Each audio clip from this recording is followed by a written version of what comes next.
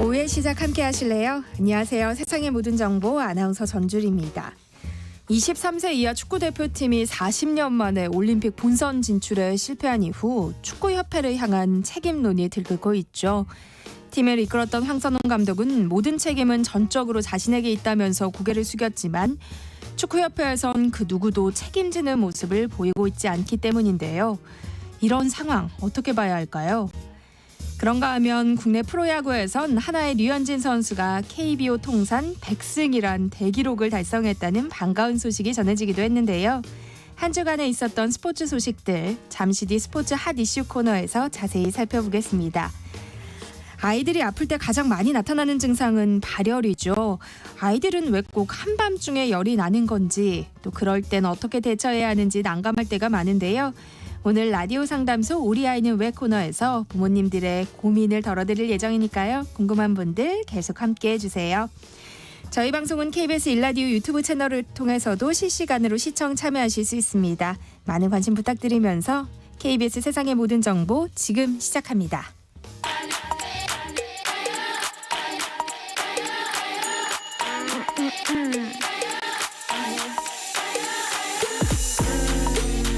혹시 뉴스 빠뜨리셨나요? 한낮에 전해진 소식들 꼼꼼히 정리해드리겠습니다. 오늘의 뉴스 조현정 시사평론가와 함께합니다. 안녕하세요. 네, 안녕하세요.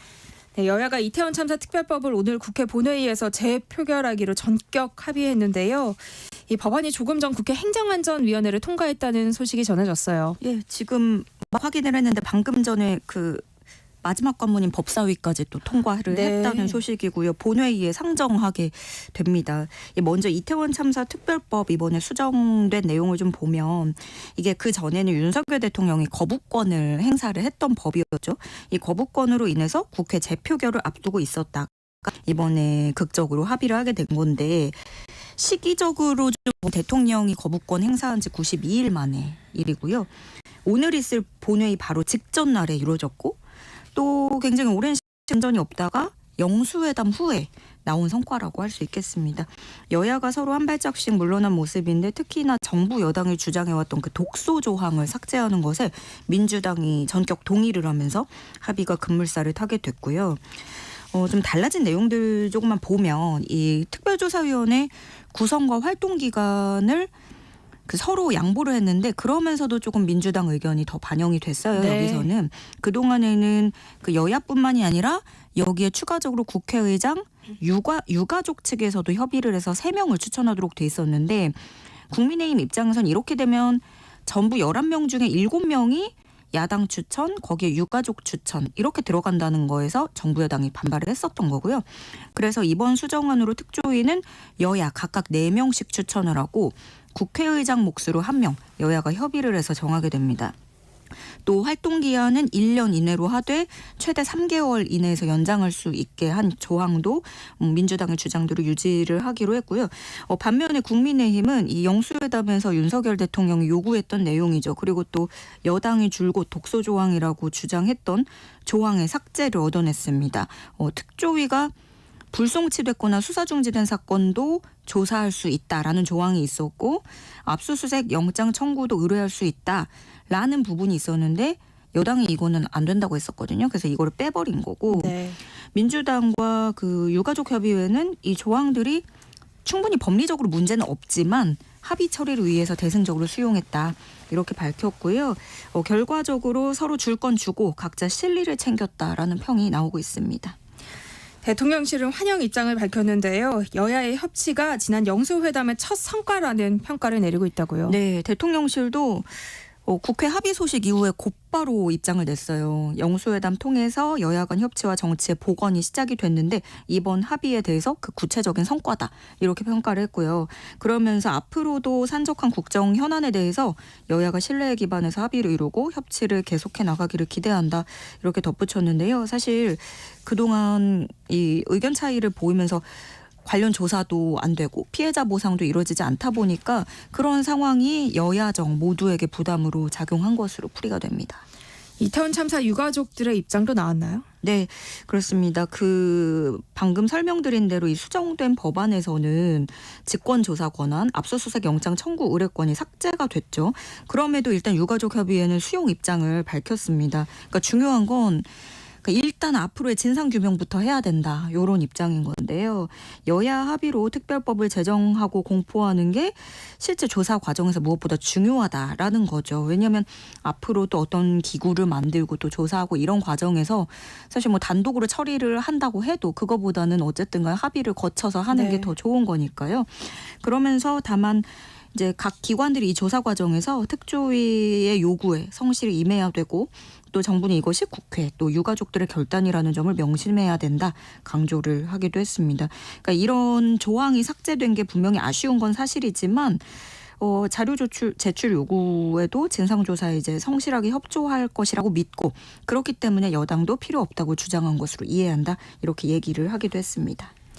여야가 대승적으로 합의를 이뤄낸 것은 환영할 만한 일이지만 오늘 본회의 개최가 어려울 수 있다는 관측도 나오고 있잖아요. 이게 여기서 이제 이태원 특별법은 법사위까지 지금 통과를 했는데 관건은 또 해병대 최상병 특검법과 전세 사기 특별법입니다. 네. 그러니까 여야가 그동안 합의를 하지 못했고 추후에 협의를 이어간다. 뭐 이렇게 얘기를 했었는데 이거 끝까지 합의에 이르지 못하면 민주당은 오늘 본회의에서 이것까지 다 처리를 한다는 입장이고 국민의힘은 최상병 특검법까지 본회의 안건으로 상정을 한다면 우리는 불참한다 이거예요. 그러니까 국민의힘은 최상병 특검법을 가지고 이거는 검찰의 수사가 먼저고 또 전세사기 특별법은 선구제 후보상 먼저 구제부터 하는 지원책을 넣기에는 정부의 재정 부담이 너무 크다 이렇게 반대를 하고 있는 거고요.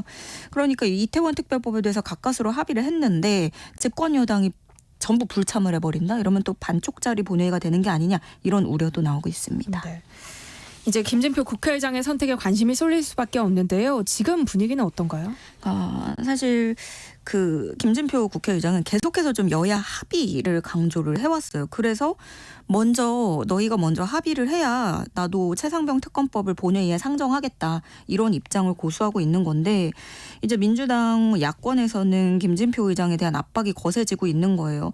그러니까 의사 일정을 우리가 여야가 최선을 다해서 합의를 하고는 있지만 좁힐 수 없는 입장 차이가 있는 사안도 분명히 존재하기 때문에 이럴 때 의장이 역할을 해야 된다라는 게 민주당의 입장인 거고요.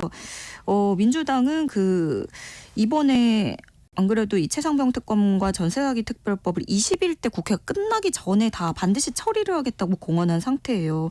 그래서 이태원 특별법을 처리한 뒤에 의사일정 변경을 통해서 최상병 특검법도 처리를 시도할 것으로 보여지고 이게 사실 대통령이 거부권을 행사했던 것과 이건 좀 다른 게 그때 그거는 폐기가 되고 이제 별도 수정안으로 발의가 되는 거라서 의결 때 필요한 의석수도 다르거든요. 거부권 행사했던 거에서는 200석이 필요하지만 지금 이건 수정안이기 때문에 150석으로 처리가 가능해서 민주당으로 가능하다는 거죠. 네. 그래서 단독으로 처리를 할 수 있고 또 이제 그래서 국민의힘은 이제 출석을 하지 않겠다 이러고 있는데 반발이 예상되고 있고요. 본회의 직전에 어떻게 얘기가 나오게 될지 좀 더 지켜봐야겠습니다. 차기 국회의장의 도전 의사를 밝힌 정치인들 사이에선 김진표 의장에 대한 비판의 목소리가 커지고 있다고요. 네, 그러니까 여야 합의가 우선이다라는 이유를 들고는 있지만, 그러니까 야권에서 봤을 때는 이거 의장이 너무 소극적인 행보를 보이고 있대 이런 불만인 거예요.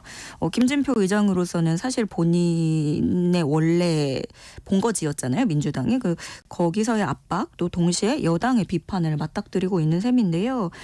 또 내일 모레 이 4일에는 해외 순방까지 앞두고 있어서 야권에서 이런 불만이 속출하고 있습니다. 차기 국회의장직에 도전 의사를 밝힌 의원들도 잇따라서 이 김진표 의장 향해서 본회의 개최를 요구하고 나섰는데 조정식 의원은 국민의힘이 아직도 정신을 차리지 않고 본회의 개최를 방해한다면 김진표 의장이 직접 나서서 국회법을 근거로 개최해야 된다.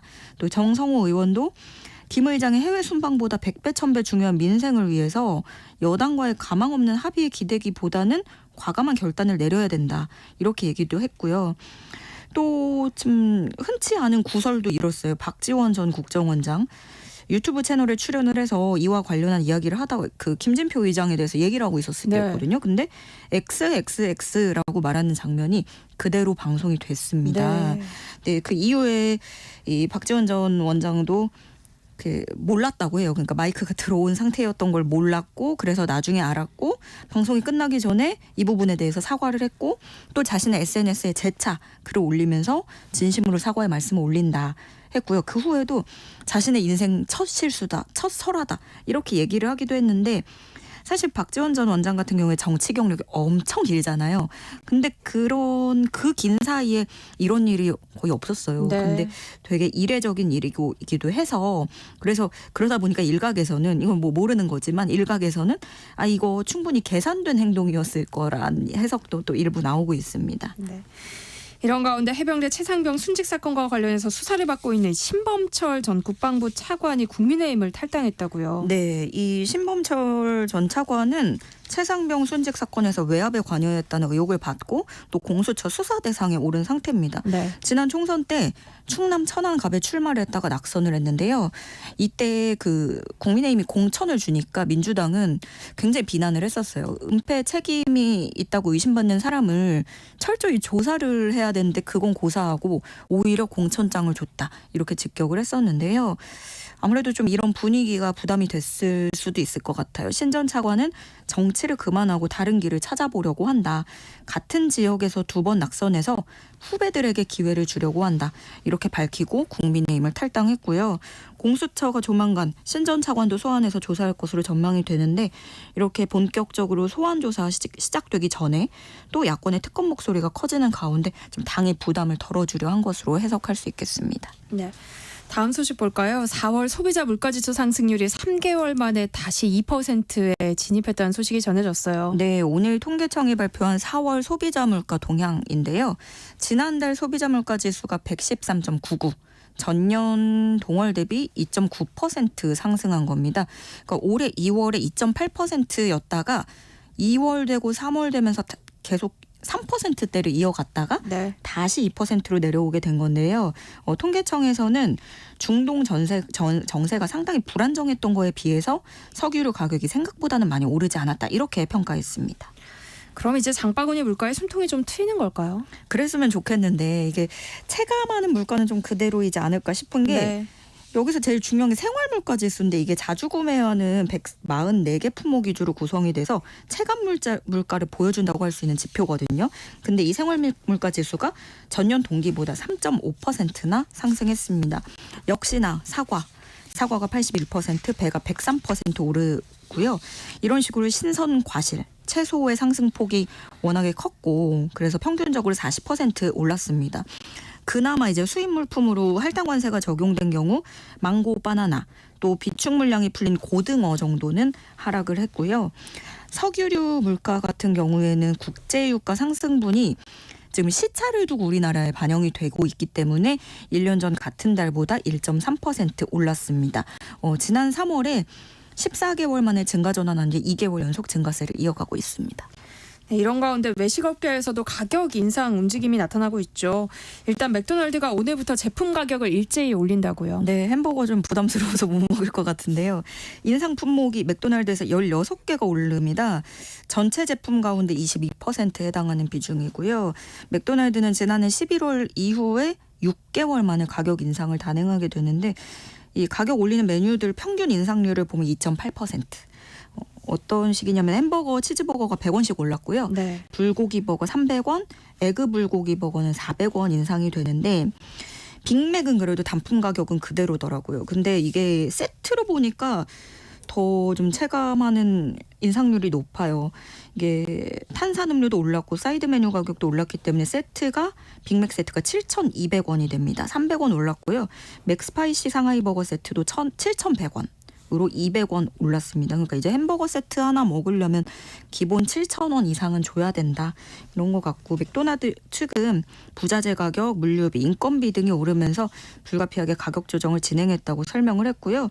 피자헛도 오늘부터 프리미엄 메뉴인 갈릭버터 쉬림프, 치즈킹 이 2개 가격을 올리기로 했다고 합니다. 인상폭은 홈페이지에 공지를 했다고 하네요. 네.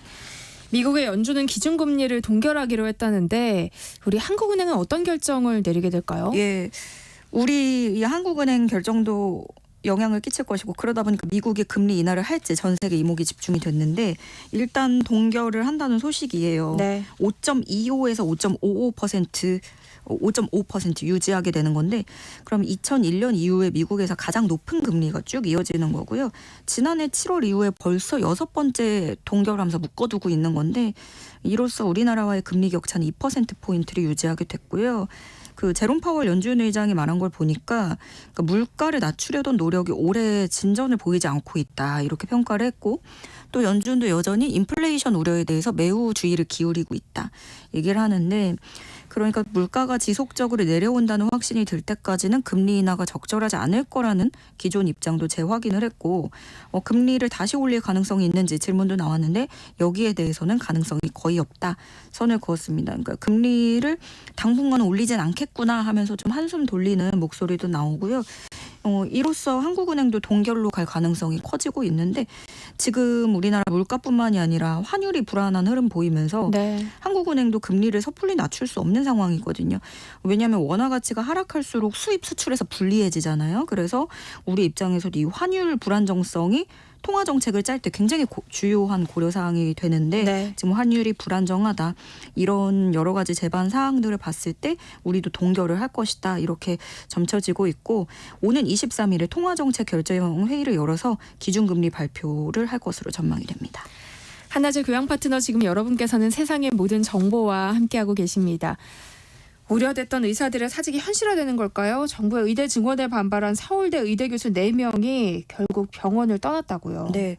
서울의대 방재승 교수협의회 비대위원장 이름 많이 들어보셨을 텐데 네. 이분 비롯해서 교수 3명 총 4명이 예약돼 있던 진료와 수술을 중단하고 사직했습니다.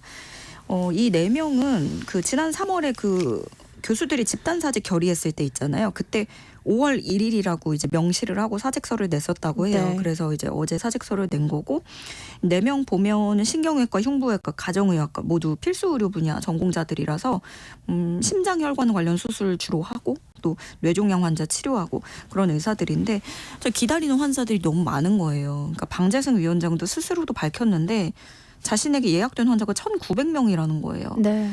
그러면서 이제 환자들에겐 너무 죄송하다라고 밝혔고 이제 이 방재승 교수협의회 비대위원장 같은 경우 이제 대표성을 띠고 있기도 했고 서울대병원 주요 교수들이 이렇게 사직을 해버리면서 다른 병원에까지 또 다른 신호탄이 될지도 우려되고 있는 상황이고요. 한국환자단체연합회는 한 사람의 사직으로 수천 명의 환자가 영향을 받는다 얘기를 하면서 도미노처럼 피해가 발생하면 파국을 맞이할 수 있다고 하면서 우려하고 있습니다. 네. 대한의사협회 이면택 신임 회장이 범의료계 협의체를 구성하겠다고 밝히면서 이 정부와의 대화가 재개될 수 있을지 관심이 쏠렸는데요. 전공의들 입장은 또 다른 모양이에요. 네, 그 의협에서 제시한 게 범의료계 협의체 여기에 개원이들뿐만이 아니라 의대 교수, 뭐 전공의들까지 포함을 해서 채널을 만들겠다는 거였고. 기대감도 좀 모아졌었어요. 네. 어떤 단일 창구가 생기지 않을까? 그런데 갑자기 이제 전공의 측에서 반발을 하고 나섭니다.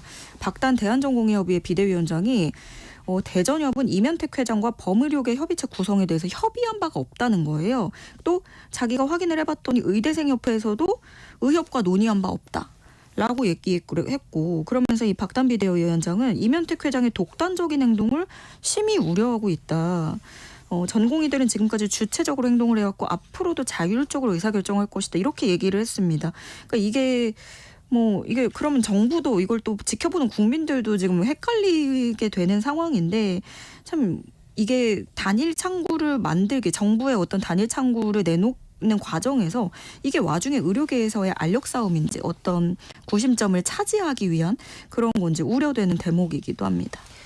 정부는 전공의 근무 여건 개선에 나섰어요. 네, 개정된 전공의법이 2026년 2월부터 시행이 되는데 그 전에 과중한 근무 시간을 하루라도 더 빨리 단축을 해보겠다는 거고요. 그래서 오늘부터 17일까지 218개 전공의 수련병원을 대상으로 시범사업 참여기관을 모집합니다. 시범사업에 참여하는 병원은 1년간 전공의 연속 근무 시간을 지금은 36시간인데 이거를 24시간에서 30시간 안에서 자율적으로 좀 줄여나가고요. 필수 의료 과목 중에서 포함을 해서 신청을 해야 됩니다. 정부는 이렇게 시범사업에 참여하는 병원에 대해서는 지원을 하기로 했고요. 내년부터는 추가 인력에 대한 인건비 지원도 검토하고 있다는 소식입니다. 네, 오늘의 뉴스 여기까지 하겠습니다. 조현정 시사평론가와 함께했습니다. 고맙습니다. 네, 고맙습니다. KBS 1라디오 세상의 모든 정보 함께하고 계신 지금 시각은 12시 40분입니다. 이 시각 교통정보 알아봅니다. 네, 이 시각 교통정보입니다. 서울 시내 올림픽대로 잠실 쪽 한강대교 부근에서 더딘 흐름인데요. 동작대교에서 있었던 사고 여파입니다. 더 가서는 한남대교에서 영동대교 사이 주춤하고요. 내부순환도로는 성산 쪽으로 월곡 1차로에서 작업을 시작했습니다. 차선 변경 잘하시기 바랍니다. 고속도로는 영동고속도로 강릉 쪽 반월터널에서 부곡, 또 용인에서 양지터널까지 정체고요. 강원권에선 봉평터널을 앞두고 짧게 정체인데 2차로에서 터널 청소 작업을 하고 있습니다. 중부내륙고속도로 창원 쪽은 부겨주에서의 정체도 작업 여파고요. 이후 여주분기점 2차로에서는 사고가 나서요. 뒤로 4km 구간 막힙니다. 더 내려가서는 성주 부근에서 2차로를 막고 작업하느라 부근 정체고요. 중부고속도로 남이 쪽은 서청주 부근 2차로에서도 사고를 처리 중이라 4km 구간 정체가 심해졌습니다. KBS 교통정보센터에서 임초희였습니다. 세상의 모든 정보는 청취자분들의 관심과 참여를 기다립니다. 방송 들으시면서 궁금한 점이 있거나 의견 공유하고 싶은 분들 계시면 문자 보내주세요. 추첨을 통해 모바일 쿠폰 보내드리겠습니다. 참여하실 번호는 샵 9730이고요. 짧은 문자 50원, 긴 문자 100원의 이용료가 부과됩니다. 콩 게시판을 통해서는 무료로 참여하실 수 있고요. KBS 1라디오 유튜브 채널을 통해서도 실시간으로 시청 참여하실 수 있습니다. 꼭 알아야 할 정보를 알기 쉽게 전달해드리는 세상의 모든 지식. 목요일엔 한 주간 있었던 스포츠 소식 살펴보는 스포츠 핫 이슈 시간이죠. 정현우 KBS 스포츠국 PD와 함께합니다. 어서 오세요. 네, 안녕하십니까. 축구 소식부터 살펴보죠. 23세 이하 대표팀이 인도네시아에 패하면서 이 올림픽 예선에서 결국 탈락했습니다. 네. 많은 축구 팬들이 본선은 갈 거라고 예상을 했는데 좀 충격적이긴 했어요. 88년 서울올림픽 이후로 계속 본선행은 유지를 해왔었거든요. 네. 10개 대회 연속 진출이었는데 30년 만에 이렇게 30년도 더 넘었죠. 이렇게 올림픽행이 좌절이 좀 됐습니다. 이 신태용 감독이 이끄는 인도네시아에게 8강전에서 패하면서 이 올림픽행이 좌절됐는데 4강까지만 갔어도 사실은 3, 4위전이라든가 대륙간 플레이오프를 거쳐서 진출 가능성이 높았습니다. 그렇기 때문에 이 8강만 넘으면 된다라고 이제 예상을 했었기 때문에 더 안타까웠을 것 같아요. 그런데 이 경기 자체, 이 8강전 경기 자체가 불운이었다라고 평가를 하기에는 경기 내용 자체도 저는 꽤 충격적이었다라는 생각이 드는 게 네. 이 슈팅 수 자체가 인도네시아에게 15대 4로 졌습니다. 이름값만 놓고 보면은 그냥 어디 유럽의 강호팀에게 진 것 같은 좀 아쉬운 경기력이기도 네. 했거든요. 유효 슈팅도 6대 2로 밀리고 있었고 단순히 그 이영준 선수의 퇴장만으로 수적 열세 때문이다라고 평가하기에는 조금은 아쉬운 경기력이 아니었을까라는 생각이 또 들기도 했고요. 우리에게 패했던 일본은 8회 연속 올림픽 본선 진출을 확정지었어요. 네, 일본 같은 경우는 이제 결승행을 하면서 이제 파리행 티켓을 확보를 했습니다. 우즈베키스탄과의 결승전이 남아있긴 하고 또한 우즈베키스탄 역시 굉장히 오랜만에 제가 알기로는 아마 처음으로 알고 있는데 이 네. 올림픽 축구 본선행에 이제 성공을 했단 말이죠. 반면에 이제 이 신태용 감독의 인도네시아 같은 경우는 내일 새벽에 이라크와 3, 4위전을 갖게 됩니다. 준결승에서 패하긴 했지만 이라크와의 3, 4위전을 만약에 승리한다면 또 티켓을 따내게 되고요. 만약에 이 경기에서 패해서 4위가 된다고 해도 아프리카에 있는 기니와 대륙간 플레이오프를 거쳐서 만약에 승리하게 된다면은 인도네시아도 올림픽에 나갈 수 있는 그런 상황입니다. 이렇다 아직 보니까 희망이군요. 희망이 있습니다. 그래서 더욱더 우리가 이 8강전 패배가 아쉬울 수밖에 없는 상황이죠. 정말 우리 축구 팬들 입장에서는 참 씁쓸한 결과인데요. 네. 황선홍 감독은 책임은 전적으로 나에게 있다라고 하면서도 네. 이 운영 구조와 시스템에 대해서는 쓴소리를 남겼더라고요. 맞습니다. 이 부분에 대해서는 어떤 시스템이냐라고 이제 궁금을 하실 텐데 쉽게 말씀드리면 23세 이하 대표팀이 아시안 게임에도 나가고 올림픽에도 나갑니다. 그렇다 보니까 이 대표팀이 전반적으로 이 시기를 아시안 게임에 맞춰서 준비를 하고 또 올림픽에도 맞춰서 준비하고 이런 다양한 옵션들이 있다 보니까 단적으로 뭐 배준호 선수라든가 양현준 선수 같은 해외파 선수들의 차출 부분이 좀 이제 문제가 되기도 하고요. 네. 반면에 이제 일본 같은 경우를 예를 들어 보면은 일본은 아시안 게임보다는 좀 더 올림픽에 초점을 맞추고 대표팀을 운영을 했습니다. 그러다 네. 보니까 지난 항저우 아시안 게임에서 우리가 자카르타 팔렘바 아시안 게임 때도 그랬고 계속해서 일본보다 좋은 성과를 내고 있긴 했습니다만 일본은 아시안 게임보다는 좀 더 올림픽에 초점을 맞추고 대표팀의 운영을 쉽게 말해서 선택과 집중이 되는 부분이 있었거든요. 그런데 여기에 더해서 이번에는 이 23세 이하 대표팀의 감독인 황선홍 감독이 국가대표팀까지 맡았단 말이죠. 네. 한 대표팀 내에서 해야 하는 목표가 벌써 3개나 있는 거잖아요. 그리고 감독도 두 대표팀을 동시에 운영한다는 게 있어서 굉장히 좀 이게 뭐 1차 예선도 아니고 올림픽에 최종 예선이 남아있는 상황에서 이렇게 두 가지 카드를 쫓는다는 게 제가 보기에는 조금 무리가 아니었을까라는 생각이 또 들기도 하거든요. 그래서 네. 사실 A 대표팀 역시도 여전히 확실한 철학을 보여주지 못하고 있어서 황선홍 감독이 임시 감독을 수행했을 뿐 철학이라든가 비전이 보이질 않고 있기 때문에 국가대표 감독에 대한 이야기들도 많이 나오고 있는 상황이기도 합니다. 네. 그렇지만 축구 팬들의 분노는 황선홍 감독이 아니라 정몽규 회장을 향하고 있더라고요. 네, 지금 그렇죠. 뭐 협회는 책임론 속에서도 새 감독 선임 작업에 속도를 내고 있어요. 말씀해주신 것처럼 협회는 과연 이런 시스템적인 문제에 대해서 어떤 일을 하고 있느냐 그리고 이런 거에 대해서 국민들의 분노가 커지고 있는 상황이잖아요. 네.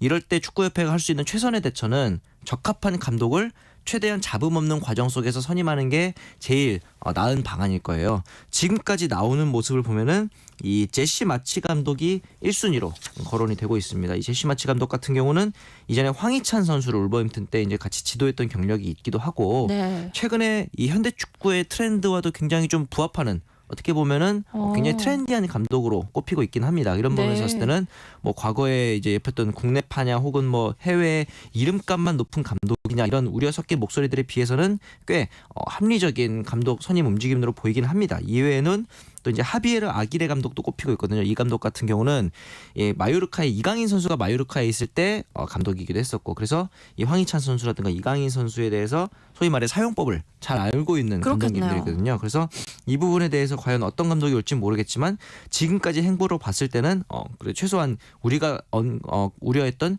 최악의 과정까지는 아닌 것 같다라고 봐도 좋을 것 같긴 합니다. 근데 축구마저 이제 탈락을 하게 되면서 이번 파리 올림픽에 나가는 우리나라 단체 구기 종목은 여자 핸드볼이 유일하게 됐다고요. 축구, 농구, 배구에 이어서 뭐 하키, 럭비 아마 팬들이 아실 대부분의 종목에서 다 지금 올림픽 본선 진출이 좌절이 됐습니다. 네. 다행히 이제 우리 여자 핸드볼이 11회 연속 올림픽 본선 진출에 성공을 했어요. 그러면서 이 헨릭 시그넬 스웨덴 출신 감독이 이끄는 여자 대표팀이 오는 13일부터 진천 선수촌에서 본격적인 훈련을 또 시작을 합니다. 이 여자 핸드볼 같은 경우는 이제 구기 종목의 마지막 보루인데 냉정하게 봤을 때 그렇게 전망이 밝진 않아요. 왜냐하면은 네. 이 올림픽 본선에서 A조에 속해 있는데 이 A조에 속한 팀들을 보시면은 독일, 노르웨이, 슬로베니아, 스웨덴, 덴마크 이렇게 있는데 심지어 이 노르웨이, 스웨덴, 덴마크 같은 경우는 지난해 세계 선수권에서 2, 3, 4위를 차지했던 나라들이에요. 그래서 과연 우리가 이 나라들을 제치고 8강행을 할 수 있을지. 네. 8강이라는 것은 이제 각조 상위 4개 나라가 진출을 하게 됩니다. 그렇기 때문에 우리 같은 경우는 이제 독일, 노르웨이, 스웨덴, 덴마크 이 나라만 해도 8강이 유력한 상태라서 어느 하나를 누구를 과연 약체로 지목하고 할 수 있을지 이 부분도 쉽지 않은 부분이기 때문에 일단은 그래도 이 선수들의 선전을 바라봐야 되는 그런 상황이 되겠습니다.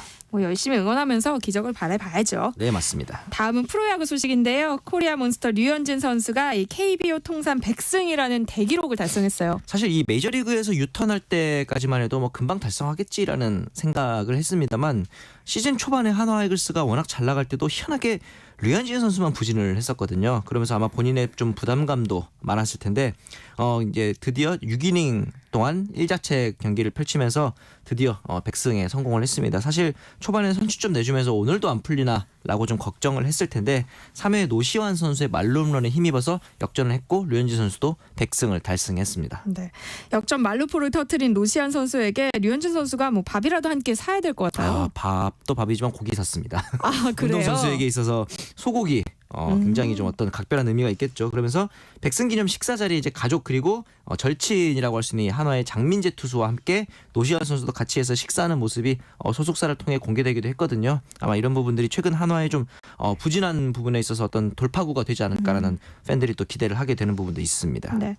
어쨌든 하나 선수단 분위기도 좋고 팬들도 많이 찾아오면서 연일 매진 행렬이던데요. 네. 한편으로는 또 고민도 많을 것 같은 게 시즌 초반 기세가 굉장히 좋았었는데 최근에는 좀 하나 성적이 주춤해요. 그렇죠. 3월까지만 해도 이제 돌풍의 주역이다라고 생각을 했었는데 4월 한 달간 6승에 불과했습니다. 당연히 승보다 패가 훨씬 더 많은 상황이고 아무래도 류현진 선수가 좀 부진한 부분 그리고 기대했던 김민우 투수도 선발진에서 부상으로 이탈을 했단 말이죠. 그리고 네. 타선에서는 이번 시즌 영입한 안치홍 선수 그리고 이 최은성 선수 고액 FA 선수들의 타격 부진 이 부분이 약간 도마에 오르고 있어요. 네. 그러면서 이제 최원호 감독의 리더십도 의문보가 붙고 있는 것도 사실이고 하지만 팬들의 이 충성도만큼은 변하지가 않고 있습니다. 어제도 이 노동자의 날에 매진을 기록을 했거든요. 그러면서 네. 홈 17경기 연속 매진으로 신기록을 세우게 됐습니다. 종전 기록이 95년 삼성이 기록했던 12경기였거든요. 이 심지어 이 수요일에 10,000원 관중을 기록한 게 무려 3,262일 만이라고 합니다. 그러면서 지금 이 한화이글스의 누적 관중이 벌써 20만 명에 달하고 있기 때문에 역대 최다 관중이었던 2018년에 73만 명을 이대로면은 벌써 초과할 것이다라는 기대가 되고 있어서 이제는 야구만 잘하면 된다라는 평가가 또 나오고 있기도 합니다. 네. 프로야구 순위 싸움이 치열한데요. 네. 기아 타이거즈는 선두 자리를 공고히 하고 있네요. 네, 역대 최소 경기 만에 20승 달성이라는 기록을 내세우기도 했고 7할 승률을 또 여전히 유지하고 있습니다. 양현종 선수가 또 어제 완투승을 거의 5년 만에 기록을 했거든요. 그러면서 이런 전반적인 분위기가 2017년에 우승할 때랑 비슷하다. 당시에도 굉장히 타선의 폭발력이 있었거든요. 이번 시즌에도 김도영 선수가 또 사상 최초로 월간 10홈런 10도루를 기록을 했고 이런 부분들을 봤을 때는 2017년이 다시 돌아오나라는 이제 기대를 하고 있는 기아 팬들도 많고요. 시즌 전에 사실 최하위 후보로 꼽혔던 팀들이 대부분 많은 팀들이 예상했던 게 키움 히어로즈였습니다. 뭐 이제 이정우 선수의 유출도 있었고 네. 그러니까 그런데 개막해 보니까 키움 히어로즈가 오히려 상위권에 자리를 하고 있었거든요. 비록 이제 하월 중순부터 이제 부상 선수들의 이탈도 생기면서 약간 주춤하긴 합니다만 기대 이상의 성적을 내고 있는 건 맞고 롯데가 아직 10승도 하지 못했어요. 김태형 감독을 영입하면서 좀 야심차게 출발을 했는데 네. 기존 FA 선수들인 유강남이라든가 노진혁 선수, 한현희 선수의 부진도 있고 김태형 감독 입장에서도 부임 이후에 이렇게 좀 쉽지 않은 고비들이 있어서 롯데가 과연 남은 기간 동안 어떤 모습을 보일지 팬들이 또 관심이 집중되고 있습니다. 네, KBO 리그는 초고속 흥행 가도를 달리고 있습니다. 네네. 그런데 최근에 또 한 번 ABS 논란이 불거졌다면서요. 네, 앞서 말씀드렸던 이 류현진 선수도 그렇고 이 KT의 황재균 선수도 그렇고 ABS가 구장마다 그리고 매일마다 다르다라는 불만이 좀 있습니다. 제가 보기에 이 부분은 어떤 부분이냐면은 기존의 존에서는 이 스트라이크 존이 네모난 부분인데 이 모서리 꼭지점 부분은 좀 잡아주지 않는 관행이 있었어요. 너무 치기 어렵다라는 이유로. 그런데 이런 부분까지 잡아주면서 타자들이 불만이 생긴 거고 투수들 같은 경우에는 관례적으로 조금씩 벗어나는 공도 볼 카운트에 따라서 조금씩 잡아주는 부분이 있었는데 이런 것들이 너무 없이 기계적으로 가다 보니까 생기는 불만이 아닐까라고 생각을 하는데 글쎄요, 근데 대부분의 팬들 저의 입장도 비슷하지만 심판존이야말로 오히려 매일 다르지 않았을까 사람이 할 때 그런 생각이 또 들기도 하거든요. 하지만 이 시스템 자체가 PTS 시스템인데 실제로 투구의 궤적을 리얼타임으로 추적하는 게 아니라 예상을 해서 판독한다는 어느 정도의 한계는 시스템적으로 있기 때문에 이 부분에 대한 보완이 조금 필요해 보이는 것도 사실입니다. 네, 마지막은 프로농구 소식인데요. 이 농구 레전드 허재의 아들인 허웅과 허운의 맞대결로도 관심을 모았던 이 프로농구 챔피언 결정전. 네. 결국 허웅의 KCC 승리로 끝났어요. 네. 어제 이제 3차전에서 KCC가 92대 89로 수원 KT를 제압을 했습니다. 그러면서 총 1승 1패 이후에 3차전 잡은 팀이 우승 확률은 69.2%입니다. 거의 7할 승률에 네. 이제 다가갔다 보시면 될 것 같고 사실 팬들의 가장 큰 관심은 이 허운과 허운의 형제 대결이었을 거예요. 어제 특히 허운 선수가 3쿼터에만 17점을 터뜨리면서 진짜 원맨쇼를 했거든요. 하지만 네. 승부에서는 형인 허웅 선수가 또 승리를 거뒀습니다. 그러면서 KCC 같은 경우는 이제 이번 시즌에 연고지를 부산으로 이전을 했거든요. 그러면서 이제 17년 만에 이 부산에서 챔피언 결정전이 열렸고 관중들도 만 명이 넘는 관중이 입장을 하면서 사실 농구도 국제 대회에서 좋지 않은 성적 때문에 좀 걱정이 많으신 팬들이 있었는데 이번에 또 이렇게 형제 더비로 인해서 어떤 인기를 또 이제 네. 끌게 되면서 프로농구의 중흥기가 다시 찾아오는 것은 아닌가라는 또 기분 좋은 목소리들도 많이 이어지고 있습니다. 네, 스포츠 핫이슈 오늘은 여기까지 하겠습니다. 지금까지 정현우 KBS 스포츠국 PD와 함께했습니다. 고맙습니다. 네, 감사합니다. KBS 세상의 모든 정보 1부 순서는 여기서 마무리하겠습니다. 이어지는 2부에서는요. 부모님들의 고민을 풀어드리는 라디오 상담소 우리 아이는 왜 코너 기다리고 있으니까요. 계속해서 많은 청취 부탁드립니다. 그럼 전 2부에 돌아올게요.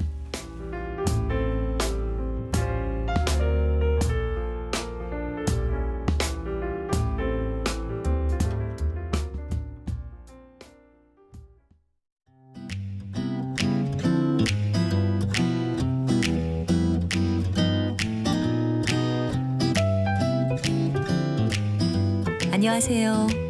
바른말 고운말입니다. 우리말 속담에 5, 6월 감기는 개도 안 걸린다가 있는데요. 여름에 감기 앓는 사람을 변변치 못한 사람이라고 놀림조로 이르는 말입니다. 여기서 말하는 5, 6월은 5월과 6월을 뜻하지만 보통 음력 5월과 6월이라는 뜻으로 여름 한철을 이릅니다. 5, 6월 장마, 5, 6월 뙤볕 같은 표현으로 많이 들을 수 있죠. 그렇다면 한 해의 6번째 달을 가리켜서 6월이라고 하지 않고 6월이라고 하는 이유는 뭘까요? 한글 맞춤법에는 한자어에서 본음으로도 나고 소금으로도 나는 것은 각각 그 소리에 따라서 적는다는 규정이 있습니다. 이것은 한자어의 음이 일정하지 않은 것에 대한 규정인데요. 소금이란 건 한자음을 읽을 때 본음과는 달리 일부 단어에서 굳어져 쓰이는 음을 말합니다. 또 앞서 말씀드린 속담에 나온 5, 6월이란 표현은 5, 6월이나 5, 6월과 같이 쓰지 않죠. 이것은 화름조 현상에 따른 겁니다. 화름조란 듣기에 좋은 음질이란 뜻입니다. 한 단어의 내부에서 또는 두 단어가 연속될 때 인접한 음소들 사이에 일어나는 변화로 모음조화나 자음동화, 모음 충돌을 피하기 위해서 매개자음을 삽입하는 것을 말합니다.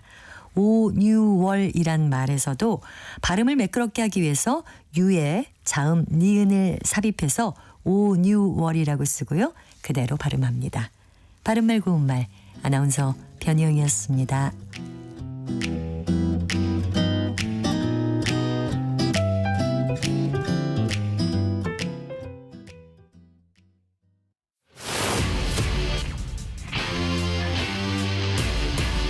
토론에 정답은 없습니다. 토론이 세상을 바꿀 수도 없습니다. 하지만 질문은 새로운 세상을 만들 수 있습니다. 질문으로 올바른 세상을 만드는 첫걸음. 평일 저녁 7시 20분 KBS 열린 토론.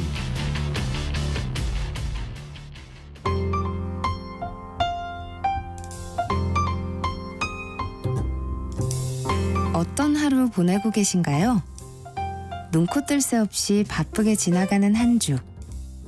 월요일부터 금요일, 매일 밤 10시부터 12시까지는 오롯이 당신만을 위한 시간입니다. 당신을 위한 지식 쉼터. 오늘 밤 일라디오.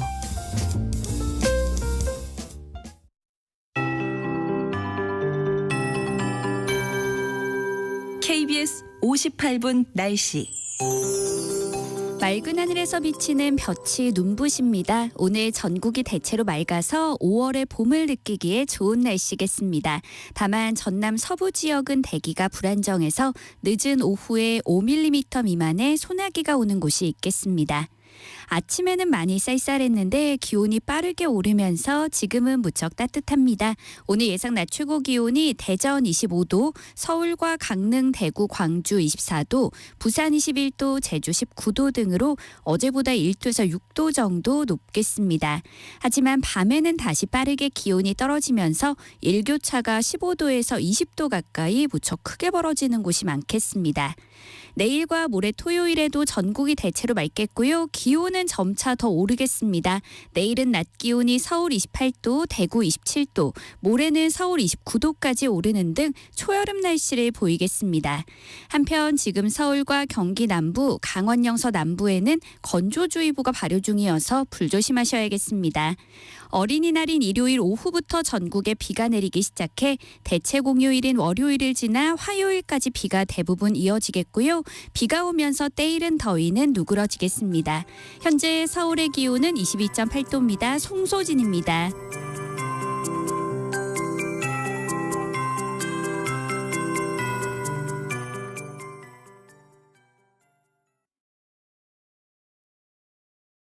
정성을 다하는 국민의 방송 KBS가 한시를 알려드립니다.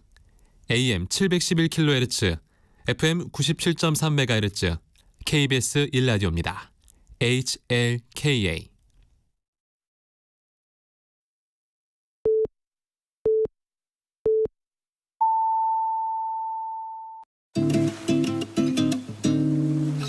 나른한 오후를 책임질 영양 만점 지식 비타민. 세상의 모든 정보.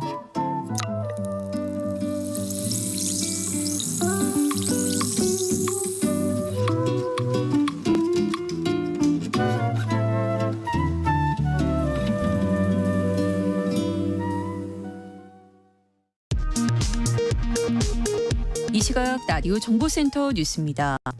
여야가 합의해 수정한 이태원 참사 진상규명 특별법이 오늘 국회 법제사법위원회를 통과 오늘 오후 열리는 본회의에 상정됩니다.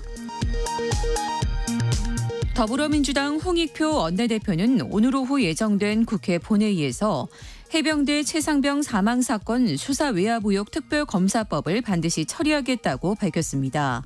이에 대해 국민의힘은 협치를 저버리는 독주 예고라며 본회의 안건으로 상정할 경우 본회의에 불참할 방침입니다. 지난달 소비자 물가지수가 1년 전보다 2.9% 상승했습니다. 2월과 3월 3%를 웃돌던 물가 상승률이 석 달 만에 2%대로 내려왔습니다. 밥상 물가와 직결되는 신선식품 지수는 19.1% 상승했습니다. 한국은행은 미국 중앙은행인 연준의 향후 통화정책과 관련된 불확실성은 여전히 높은 것으로 평가된다며 앞으로도 각별한 경계감을 가지고 시장 상황을 점검해 나가겠다고 밝혔습니다. 가담자만 100여 명에 이르는 이른바 기업형 전세 사기 조직을 만들어 전세 보증금 110억 원에 가로챈 일당이 경찰에 붙잡혔습니다. 이들은 서울에 본사를 두고 경기 부천시와 구리시에 지사를 만드는 등 기업형으로 전세 사기 조직을 운영했습니다. 지금까지 라디오 정보센터 뉴스 정한나였습니다.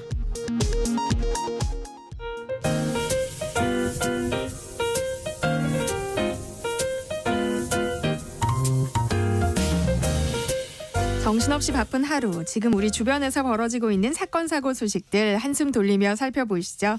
하프타임 뉴스 임선은 뉴스캐스터와 함께합니다. 안녕하세요. 안녕하세요.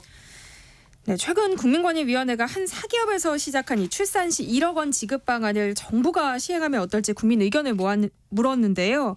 긍정적인 반응이 많았다고요. 네, 아이를 원하지만 경제적인 이유로 망설이는 젊은 부부들에게는 듣기만 해도 솔깃한 얘기일 텐데요.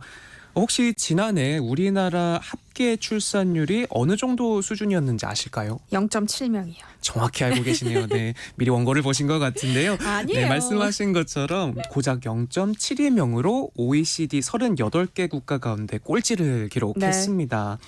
정부와 지자체, 이제 민간 기업까지도 너나 할 거 없이 출산율을 끌어올리기 위해 머리를 싸매고 있지만 출산율은 계속해서 떨어져만 가는 추세라고 합니다. 이런 가운데 국민권익위원회가 최근 한 사기업에서 시작한 출산 시 1억 원 지급 방안을 정부가 시행하면 어떨지 국민들에게 물었는데요. 무려 13,000명이 넘는 사람이 설문에 참여했는데 이 가운데 절반 이상 62%가 출산의 동기부여가 될 것이라고 답했습니다. 만약 실제 정부가 정책을 추진한다고 가정하면 지난해 출생아 수인 23만 명을 기준으로 봤을 때 약 23조 원가량이 드는데요. 10명 중 6명이 예산 투입이 필요하다는데 고개를 끄덕였다고 합니다. 네. 서울시 같은 경우는 0.5명까지 떨어져 있잖아요. 이렇게 지원이 필요하다는 데에는 많은 이들이 공감했지만 이 재원 마련 방식을 두고는 의견이 엇갈렸다고요. 네, 이미 지자체에서 시행하고 있는 지방소멸 대응 예산을 화두로 떠오른 1억 원 지급에 활용해도 되는지 묻는 질문에는 찬반 의견이 50대 49로 팽팽하게 맞섰는데요. 설문 댓글에서도 찬반 논란이 이어졌습니다. 경제적 문제로 아이를 낳지 못하는 경우가 많으니 더 구체적인 대책이 나왔으면 하는 기대 섞인 반응도 있었지만 네. 모든 걸 돈으로 해결해선 안 된다거나 세수 낭비가 될 거라는 부정적인 의견들도 나왔습니다. 정부는 지난 20년 가까운 시간 동안 저출산 대책으로 무려 380조 원의 예산을 쏟아부었지만 이 문제는 여전히 해소되지 않고 있는데요. 전문가들은 국가 소멸 위기까지 거론되고 있는 만큼 이번 설문이 정부 정책을 되짚어볼 계기가 돼야 한다고 입을 모으고 있습니다. 네. 올해로 세월호 참사가 발생한 지 어느덧 10주년이 됐는데요. 그런데 아직도 이 안전 불감증이 여전하다 이런 지적이 나오고 있어요. 네, 이렇게 가슴 아픈 참사를 겪고도 바다 위 안전 불감증은 여전합니다. 네. 최근에도 초과 승선에 각종 지침을 위반하는 사례가 빈번하게 일어나고 있는데요. 지난 2월에는요. 전남 완도군 청산면 인근 해상에서 화물선과 액화 천연가스 운반선이 충돌하는 사고가 발생했는데 다행히 사망자는 없었지만 수사 결과 사고 원인은 운항 부주의로 밝혀졌습니다. 당시 화물선 선장은 자동 조타 중 졸음 운항을 했고 입항대기 중이던 운반선은 상대가 알아서 피해가겠지 하는 마음으로 아무 조치도 취하지 않다가 결국 충돌하게 됐는데요. 그런데 더 심각한 문제는 수사 과정에서 해당 화물선이 상습적으로 선박 안전법을 위반한 것으로 드러났습니다. 네. 최대 12명까지 승선할 수 있는데 사고 당일에 보니 규정보다 29명이나 더 많은 41명이 탑승을 했고요. 이날만 그런 게 아니라 지난해 12월 25일부터 사고 당일까지 총 과승 인원이 무려 3,000명이 넘는 것으로 나타났습니다. 검문 검색이라도 있을 때면 선장실에 숨기는 수법으로 단속을 피했다고 하는데요. 심지어 배에 실린 차량조차도 제대로 고정하지 않는 등 고박 지침 위반도 적발이 됐다고 합니다. 반복되는 사고에도 이처럼 바다 위 안전 불감증은 여전한 데다 관리 감독에도 빈틈이 많다는 사실이 드러난 건데요. 고작 40명에 불과한 안전감독관이 화물선 5천여 척을 관리하는 것으로 나타났는데 터무니없는 숫자죠. 그나마 102개 항로 여객선 150척을 담당하는 운항 관리자는 126명으로 사정이 좀 낮지만 규모가 작은 항구나 섬에 상주하지 않는 경우가 허다해 감시망이 허술하기는 마찬가지입니다. 사고라는 게 한순간에 부주의로 일어나는 건데 조금만 더 경각심을 갖고 누구랄 것 없이 나부터 안전을 챙기는 모습이 필요해 보입니다. 네. 다음 소식은 많은 이들의 공분에서 한 이 성범죄자 조두순의 이야기인데요. 야간 외출 제한 명령을 어기고 집을 나섰다가 기소가 됐는데 오히려 본인이 왜 죄인이냐면서 따져 물었다고요. 네, 조두순은 야간 외출 금지 명령을 어기고 지난해 12월 4일 경기 안산시 소재 주거지 밖으로 40분가량 외출한 혐의로 기소됐는데요. 다시 법정 구속이 됐는데 말씀하신 것처럼 자신이 왜 죄인이냐고 검사에게 따져 묻는 등 적반하장 태도를 보여 공분을 사고 있습니다. 그런데 이 사건 직후 보인 태도 역시 논란이 됐습니다.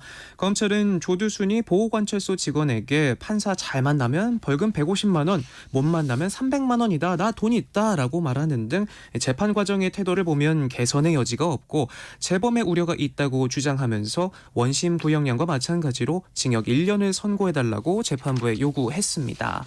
또 1심 공판 당시로 돌아가 보면요. 부부싸움을 이유로 들면서 범행을 정당화했다는 점을 언급하며 원심에서 징역형을 선고받자 초소를 간 게 잘못이냐고 재판부에 따지고 드는 태도를 보인 점 등을 고려했을 때 원심이 지나치게 관대하게 처벌했다고 검찰은 강조했는데요. 네. 조두순은 당시 최후 진술에서 보호관찰관이 바로 와서 조두순 씨죠? 올라가세요 라고 그러길래 미안합니다 이러고 집에 올라갔다면서 집에 가만히 있는 사람을 잡아다 놓고 마누라와 싸워야 합니까? 라고 소리를 높이기까지 했다고 합니다.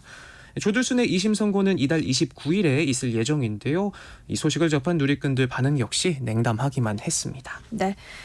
가정의 달 5월인데요. 어버이날 또 어린이날 무슨 선물을 해야 하나 걱정 많으실 겁니다. 임성훈 캐스터는 부모님께 어떤 선물 준비했어요? 네, 뭐니 해도 머니가 최고지 않을까 싶은 생각이 들어서요. 부모님께 드릴 작은 꽃바구니랑 용돈을 준비했는데 저와 같은 생각을 하는 분들이 참 많더라고요. 네. KB국민카드가 진행한 설문조사에서 가정의 달 가장 선호하는 선물은 용돈으로 집계됐습니다. 어른아이 할 것 없이 모두 용돈이 1위에 올랐다고 하는데요. 어린이날에는 응답자의 절반가량이 용돈을 준비한다고 답했고요. 어버이날에는 무려 92%가 용돈을 준비할 것이라고 응답했습니다.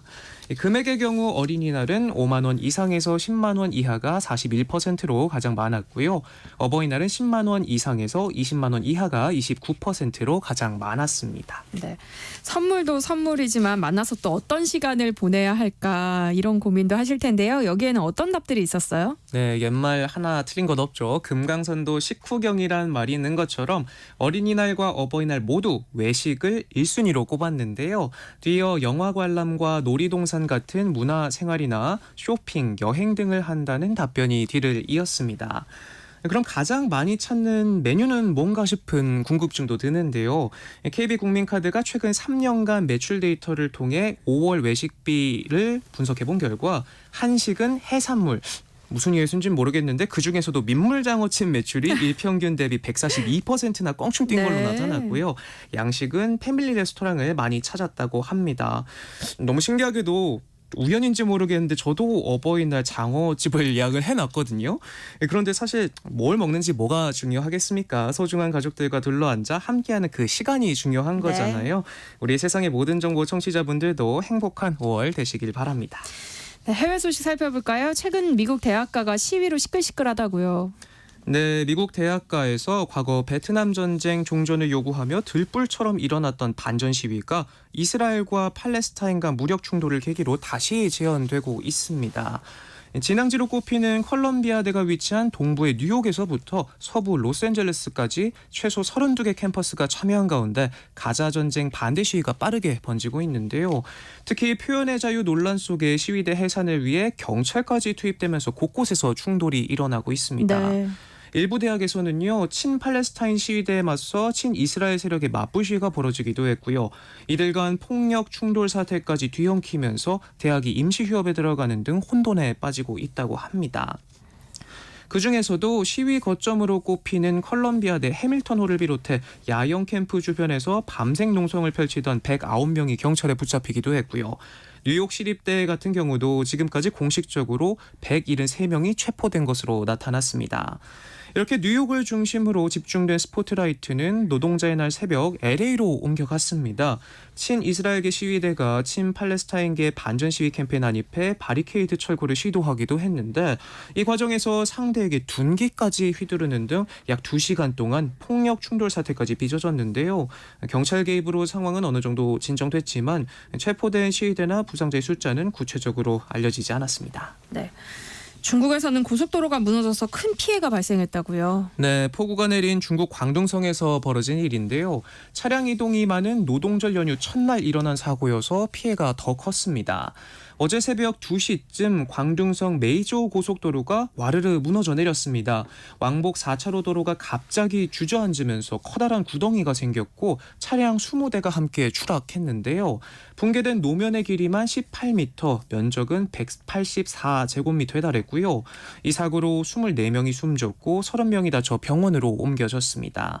인적이 드문 새벽이었지만 닷새간의 연휴 첫날이었던 만큼 차량 통행이 많아 피해가 더 컸는데요. 중국 소셜미디어에는 차들이 떨어진 경사지에서 화염과 연기가 솟아오르는 모습이 담긴 사진들이 퍼졌고 폭발음이 들렸다는 글들도 올라왔습니다. 네.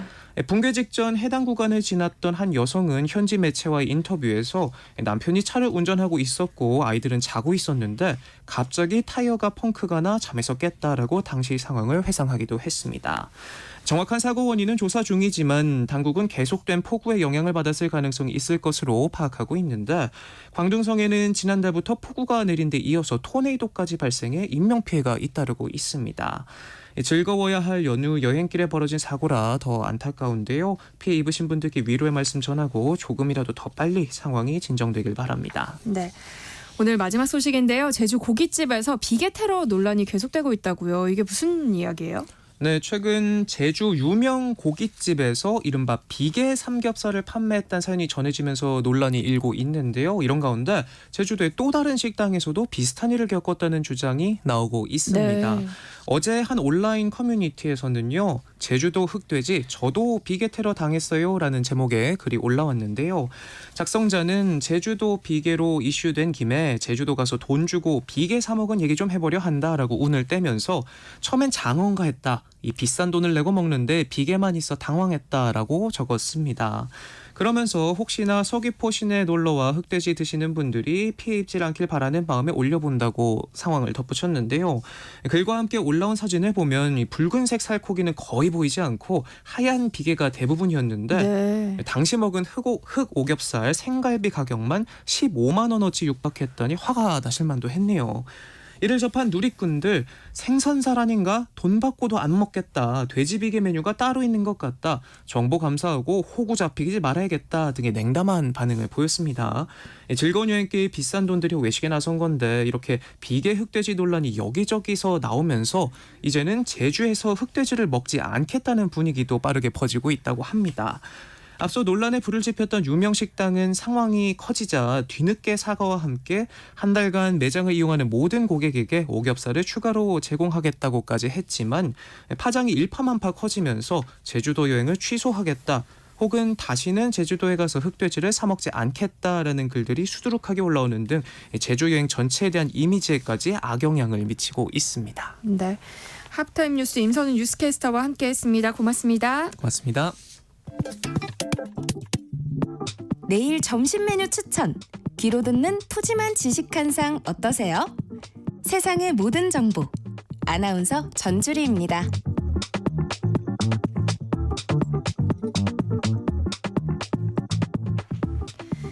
오늘도 참을인을 새기며 육아서를 뒤적이고 계실 이 시대의 엄마 아빠를 위한 시간입니다. 라디오 상담소 우리 아이는 왜 이재현 용인 세브란스 소아청소년과 교수와 함께합니다. 어서 오세요. 네, 안녕하세요. 소아청소년과 전문 이재현입니다. 네, 오늘은 어떤 얘기 준비해 오셨을까요?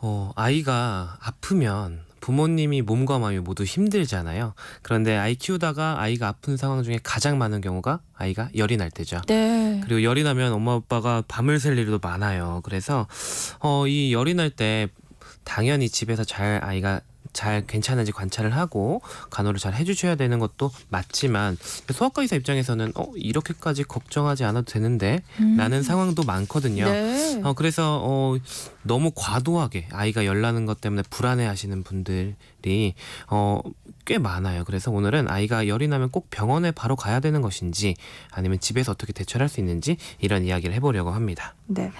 아이가 갑작스럽게 열이 나서 우왕좌왕했던 경험은 다들 한 번쯤 있으실 텐데요. 이럴 때 어떻게 대처하면 좋은지 라디오 상담소 우리 아이는 왜 이재현 교수님과 얘기 나눠보겠습니다. 혹시 방송 들으시면서 궁금한 점 있으시면 문자 많이 보내주세요. 문자 주실 곳 샵 9730번이고요. 짧은 문자는 50원, 긴 문자는 100원의 정보 이용료 있습니다.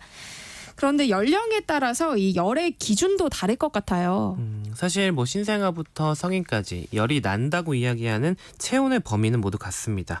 이게 중심 체온이라고 얘기하는데요. 쉽게 생각하면 신생아들 체온 잴 때 그 항문으로 재잖아요. 그렇게 쟀을 때 38도 이상이 난다라고 하면 열이 난다고 하지만 네. 근데 연령별로 열의 기준이 다른 거는 어떤 나이에 따라서 열이 나는 것의 의미가 좀 다를 수가 있어요.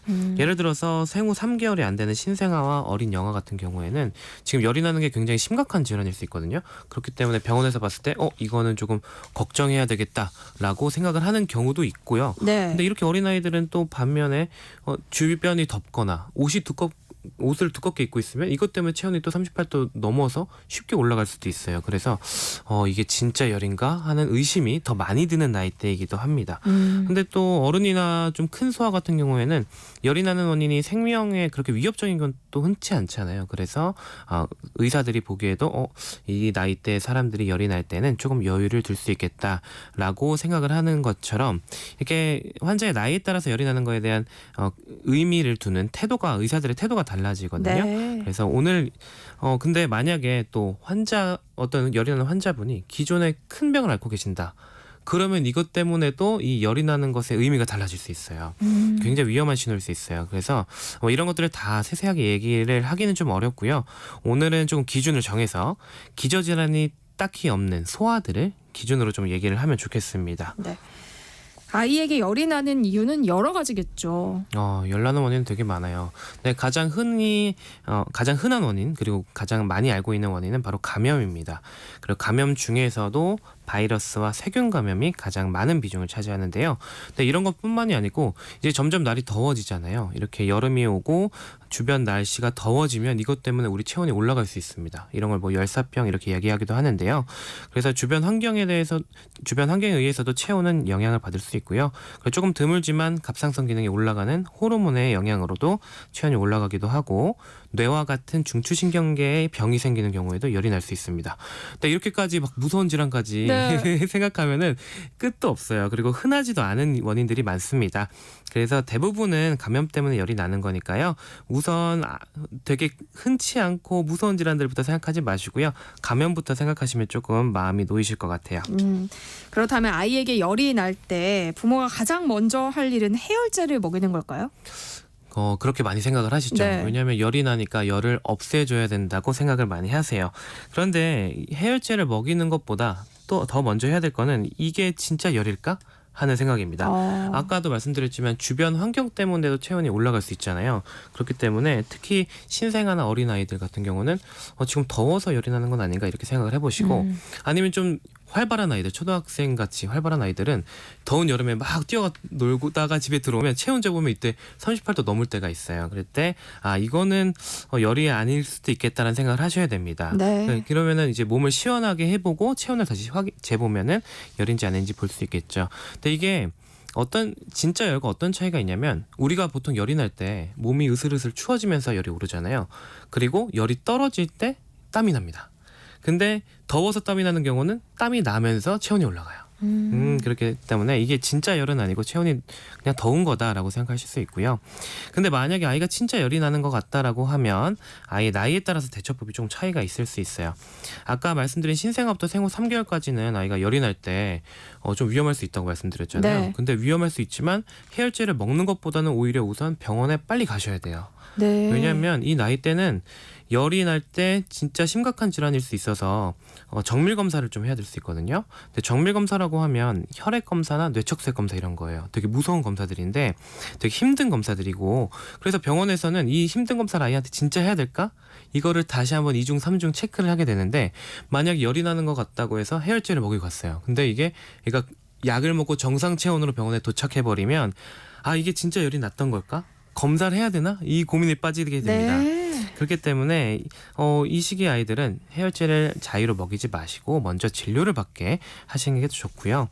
그리고 이 시기가 지난 아이들은 뭐 힘든 증상이 없다고 하면 굳이 해열제를 서둘러 먹일 필요가 없어요. 근데 보통 체온이 38도 넘으면 바로 해열제를 먹여야 된다라고 생각을 하시지만 저희 소아과 의사들이 보는 소아과 교과서에는 체온 기준으로 몇 도 이상의 해열제를 먹이라고 나와 있냐면 체온이 41도가 넘어가면 해열제를 먹여라라고 돼 있어요. 정말요? 네.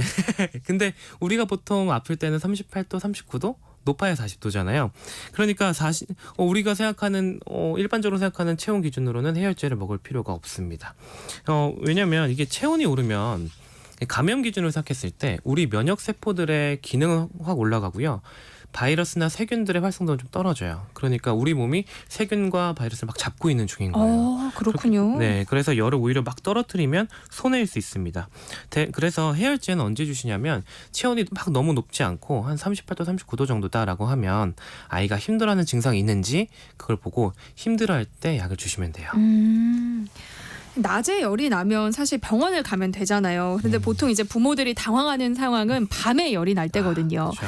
이럴 때는 어떻게 대처하는 게 좋아요? 일단 이게 진짜 걱정해야 되는 상황인지부터 보셔야 되는데 일단 걱정 안 해도 되는 그 상황부터 설명을 드리면 일단 좀 더운 거예요. 여름에 뭐 에어컨도 안 틀고 잤는데 아이가 긴팔 긴 바지 입고 자가지고 체온이 올라가는 경우 그럴 때는 좀 옷을 벗겨보고 시원해지면 체온이 떨어진다. 그럼 당연히 병원 안 가도 되겠죠.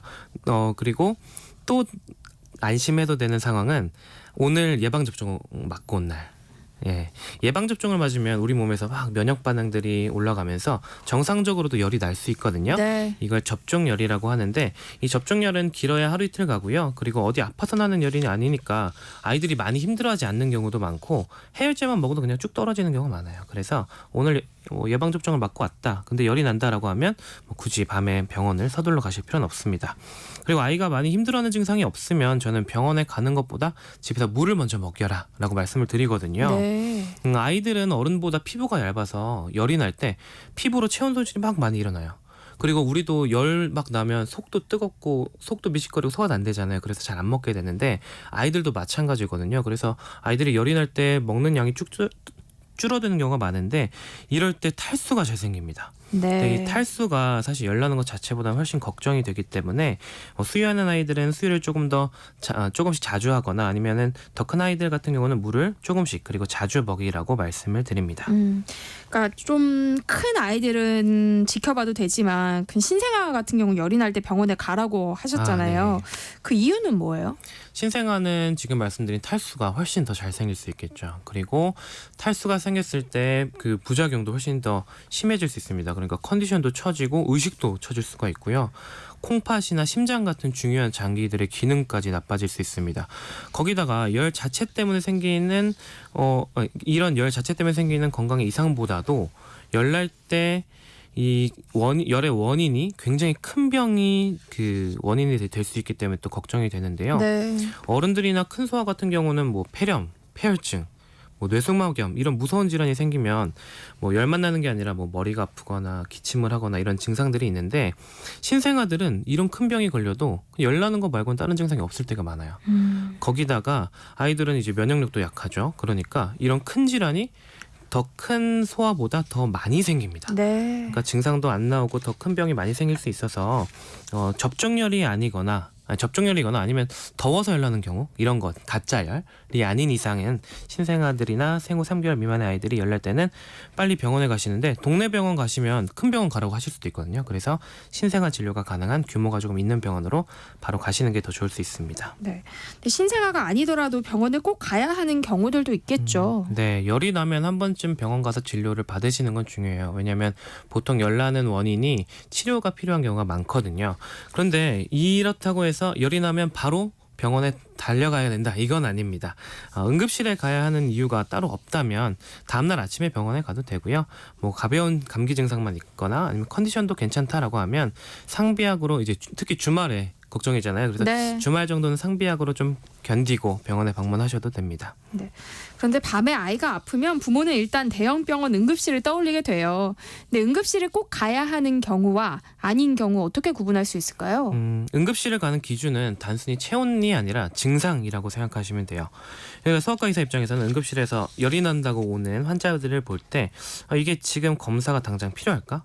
치료가 심한 게 필요할까라는 걸 생각을 하게 되고요. 네. 아니면은 해열제만 주고 보낼까라는 고민을 하게 됩니다. 근데 사실 응급실까지 갔는데 해열제만 받아오게 되는 경우 되게 허무하잖아요. 네. 그래서 근데 이런 일이 왜 생기냐면 응급실이라는 곳이 존재하는 목적 자체가 일반적인 외래 진료를 하는 곳이 아니라 그냥 급한 치료나 급한 검사를 하고 아니 필요한 경우에는 입원을 시키는 그런 곳이기 때문이에요. 네. 그래서 일단은 언제 가라라고 말씀드리는 것보다 가지 않아도 되는 경우를 좀 생각하시는 게 편한데요.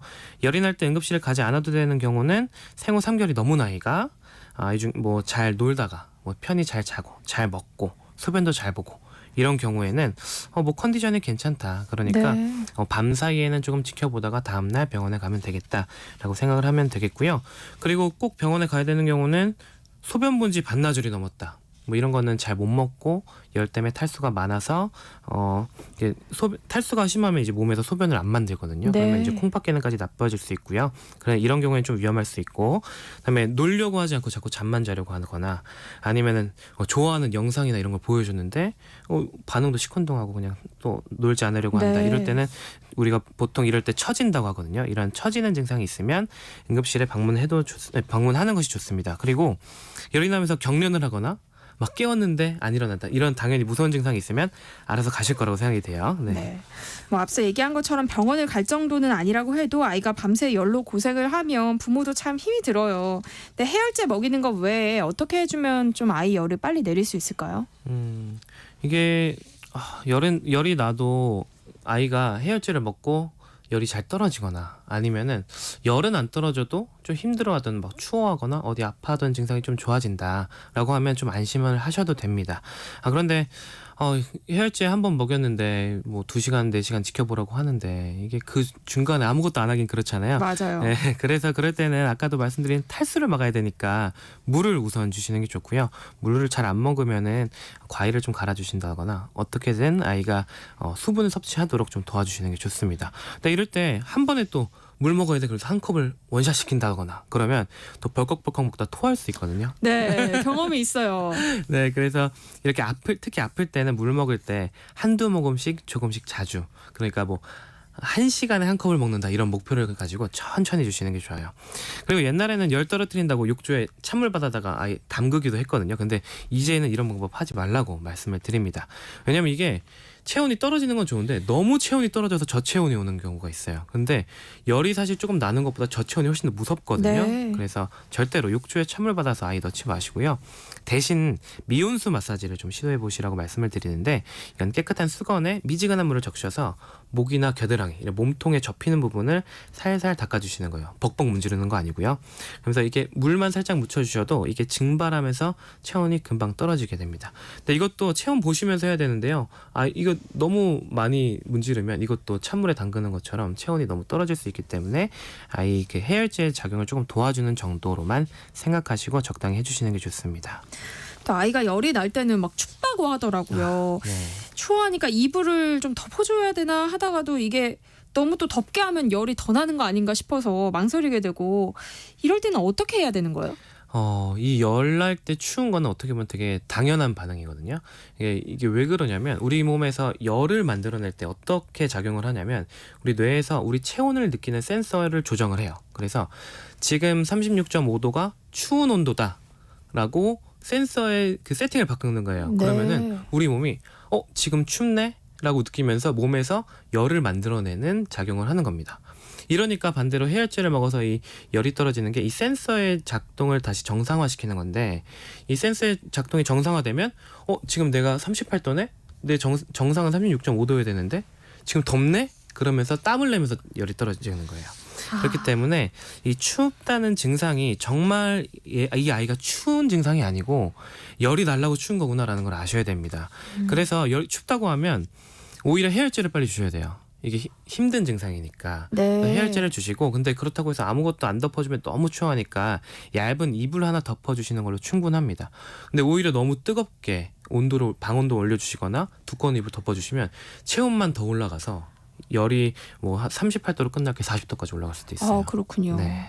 그리고 가장 고민되는 때는요, 이 아이에게 해열제를 먹였어요. 근데 애가 힘들었는지 다 토할 때도 있더라고요. 이럴 때는 약을 다시 먹이는 게 좋아요?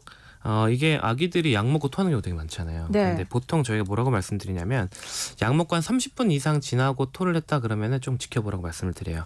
그 사이에 좀 흡수가 되니까. 네. 왜냐면 아이들 약은 액상 제형이거나 가루약인 경우가 많아서 어른들 약보다 그 흡수가 더 빠르거든요. 그래서 조금 그 정도 지나면 괜찮다라고 말씀을 드리는데 30분 이내 먹자마자 토했다 그러면 다시 한번 주시는 게 좋습니다. 네. 근데 이제 문제는 다시 먹이느냐보다 먹을 때마다 계속 토하면 이거는 아이가 탈수가 금방 올 수 있는 상황이기 때문에 그럴 때는 빨리 병원에 오시는 게 좋습니다. 네. 아이가 열이 났을 때 어떻게 대처하면 좋을지 얘기 나눠보고 있는데요. 관련 고민 갖고 계신 분들 문자 보내주시면 용인 세브란스 소아청소년과 이재현 교수님이 상담해드리겠습니다.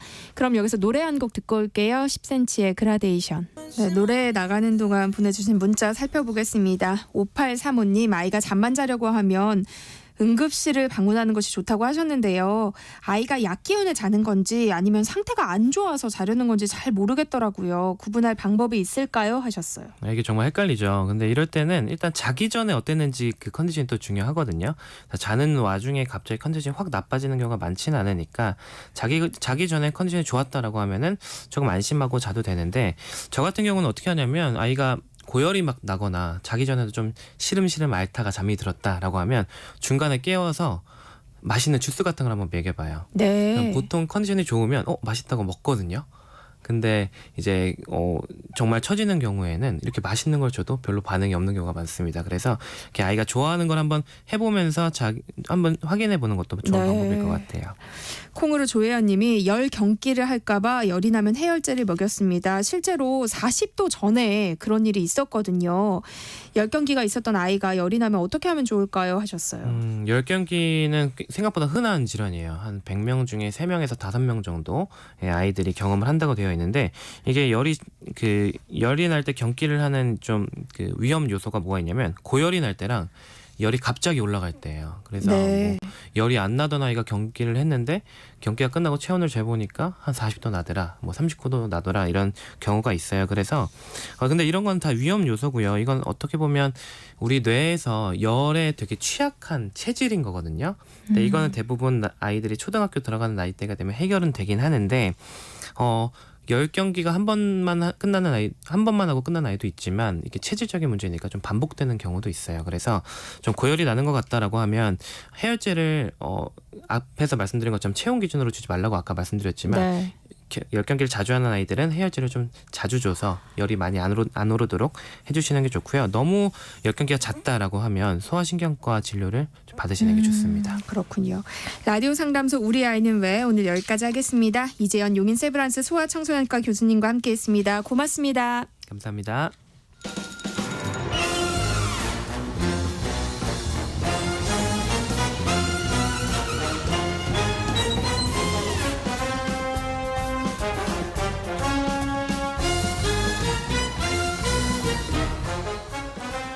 목요일은 공연을 소개하는 시간입니다. 라디오 객석 1열 목공소 공연 제작사랑 안용수 대표와 함께합니다. 어서 오세요. 예, 안녕하십니까. 목공소 사장 안영수 인사드리겠습니다. 오늘 어떤 공연 소개해 주시는 거예요? 지금 뭔가 시간이 촉박하죠. 아니 괜찮아요. 진짜 최대한 많이 드릴게요. 예, 오늘 오랜만에 뮤지컬 한 편 갖고 왔습니다. 예. 뮤지컬 오랜만인 것 같아요. 어떤 작품이에요? 예, 그 뮤지컬에 관심 있으신 분들은 아마 아실 것 같고 관심 없으신 분들은 들어보신 적 없으실 수도 있는 작품이거든요. 네. 그 뮤지컬 일태 노래라는 작품 갖고 왔습니다. 어떡해요? 저는 좀 낯서네요. 네, 자연스럽습니다. 그래요? 예, 다 아시면 이렇게까지 홍보할 필요가 없습니다. 그래서 이 작품 그 대극장에서 올려지는 공연 중에 보기 드문 창작 초연 뮤지컬이라서 그러실 거고요. 네. 이제 물론 이제 현재 공연하고 있는 그 공연 중인데 지금은 초연 이후에 바로 이어서 앵콜 공연 중이긴 하거든요. 그래서 뮤지컬 좋아하시는 분들은 아마 이미 보신 분들도 많으실 거라고 예상되고 그 일단 제작사가 관객분들이 많이 아실 만한 작품을 제작한 회사예요. 오디 뮤지컬 컴퍼니라는 회사인데 네. 저도 거기 출신입니다. 네. 근데 이 회사가 그 여러분 많이 아시는 지켈 앤 하이드, 네. 맨 오브 라만차, 뭐 드라큘라 이런 작품들을 만든 회사고요.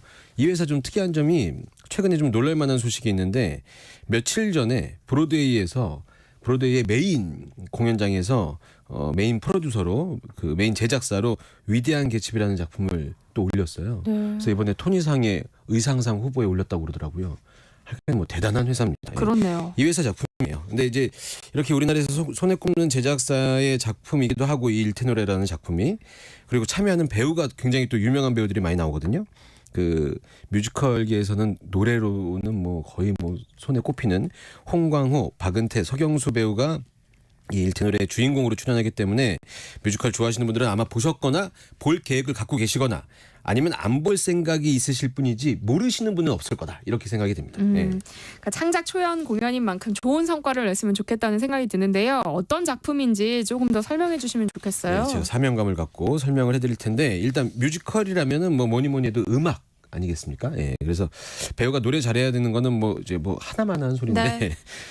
무려 배우가 말씀드렸듯이 홍강호, 박은태, 서경수 이 배우들 게다가 이제 그들이 노래를 마음껏 부를 수 있는 대본 구성이에요. 왜냐하면 대본 자체가 우리나라 오페라의 선구자인 이인선이라는 분이 계세요. 이분의 이야기에서 영감을 받아서 만든 대본이라서 주인공이 이 오페라 테너입니다. 이 공연의 제목 일테노래가 이탈리아어로 테너라는 말이래요. 그래서 무조건 믿고 볼 만한 뮤지컬이라는 생각이 아마 드실 겁니다. 그죠? 네. 네. 아니 대표님이 그렇게 이야기하시니까 그런 생각이 들어요. 네, 이건 뭐 좀 억지스럽고 강압적이긴 하지만 이럴 수밖에 없다 이렇게 생각하고 대본을 제가 작성을 했는데 네. 근데 이제 그 제가 말씀드린 이런 빌드업 이렇게 지금 제가 그 노래를 잘하는 배우들이 나오는 노래를 잘하는 주인공이 나오는 공연이다 이렇게 만들어진 그 말씀드렸던 이 빌드업이 공연 초반에도 역시 나와요. 잠시 뒤에 공연 내용 소개해드릴 때 말씀드리겠지만 그 공연 1막 초반에 주인공이 본인이 노래를 잘하는 사람이라는 거 사실 잘 몰라요. 그러다가 중간에 이제 깨닫는 과정이 나오거든요. 네. 그때 이제 객석에서 느낌이 뭐야 이렇게 노래를 이렇게까지 잘해? 대박이다. 뭐 이런 식의 분위기거든요. 이런 느낌인지 함께 공감이 되셨으면 좋겠는데 그래서 오늘은 좀 길더라도 노래를 들어보시는 게 좋을 것 같다고 생각이 들어서 노래를 먼저 한 곡 들어보시고 공연 줄거리를 간단하게 말씀드렸으면 좋겠습니다. 네. 어떤 노래예요? 저한테는 굉장히 강렬하게 남아있는 장면인데 이 상황을 조금 여러분들이 좀 집중을 하시고 네. 들어주시면 노래가 훨씬 더 설득력 있게 다가오지 않을까 싶습니다. 이 공연 중에 주인공이 공연을 해야 돼요, 오페라를. 근데 공연 제작비가 없어요. 그래서 오디션에 나가서 우승을 하면 제작비를 마련할 수 있으니까 오디션에 나가자고 얘기를 하거든요. 근데 이제 오디션에 나갔어요, 이 주인공이. 근데 그 오디션장에 있는 피아노 연주자가 반주를 너무 빠르게 했다가 너무 느리게 했다가 그러니까 노래를 부를 수가 없는 거예요. 그러니까 이제 오디션 이제 주최한 사람이 안 되겠다 싶으면서 이제 다음 이렇게 딱 얘기했는데 이때 주인공이 한 발짝 딱 앞서 나가면서 무반주 상태에서 노래를 딱 하기 시작합니다.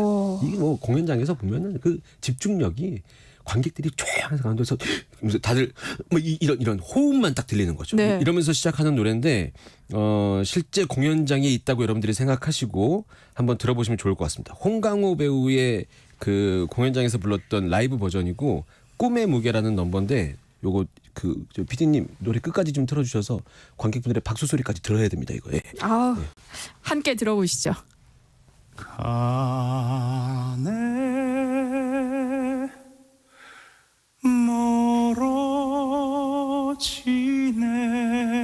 멀어지네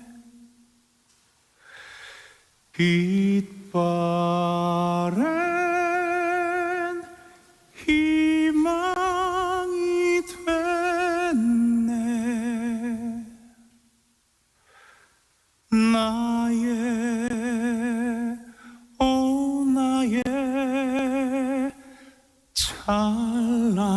찬란하던 꿈이요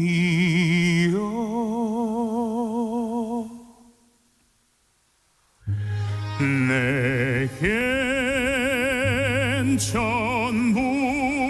전부였네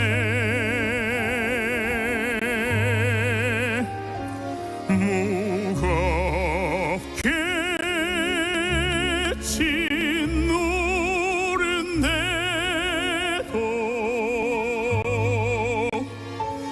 홀로 기꺼이 온전히 짊어졌던 꿈의 무게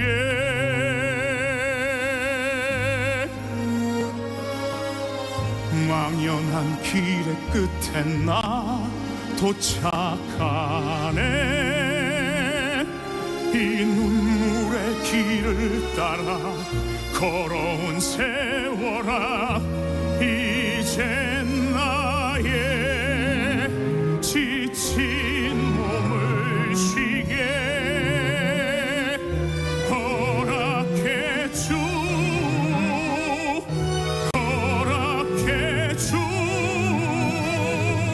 내 마지막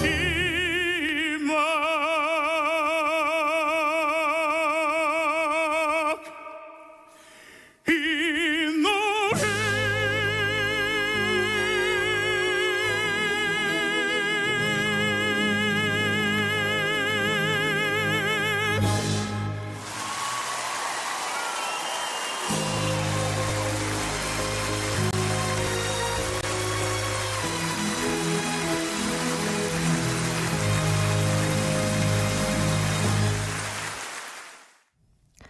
뮤지컬 일태 노래 가운데서 꿈의 무게라는 제목의 넘버 홍강호 배우의 목소리로 함께 들어봤습니다. 공연장에서 보면 더 웅장하고 멋질 것 같아요. 사실 지금 이렇게 멘트가 바로 나올 게 아닙니다. 이건 박수를 치면서 원래 시작했었어야 그럴까요? 되는데. 네. 좋습니다.